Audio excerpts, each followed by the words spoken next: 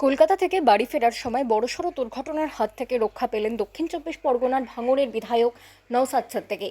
শুক্রবার রাত 10:30 নাগাদ হাওড়ার ডোমজুড়ের অঙ্কুরহাটি চেকপোস্টের কাছে তার গাড়ি দাঁড়িয়েছিল। সেই সময় একটি ট্রাক এসে তার গাড়িতে ধাক্কা মারে। তবে এই দুর্ঘটনায় আহত হননি আইএসএফ বিধায়ক নওশাদ।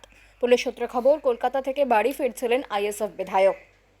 মাঝে কিছুক্ষণের জন্য সিগন্যালে তার গাড়ি ডোমজুড়ের অঙ্কুরহাটি চেকপোস্টের কাছে দাঁড়িয়েছিল। তখনই বাঁ দিক থেকে একটি ট্রাক এসে বিধায়কের গাড়িতে ধাক্কা মারে। স্থানীয় সূত্রে খবর, ধাক্কার তীব্রতা এতটাই বেশি ছিল যে গাড়ির সামনের দিকের একটি টায়ার ফেটে যায়। এই ঘটনায় বিধায়ক অল্পের জন্য রক্ষা পান। তিনি এবং তার গাড়ির চালক এবং নিরাপত্তা রক্ষীদের কেউই আহত হননি। দুর্ঘটনার পরেই ঘটনাস্থলে আসেন স্থানীয়রা। তারা ট্রাকটিকে আটকান। খবর পেয়ে ঘটনাস্থলে আসে ডোমজুড় থানার পুলিশও।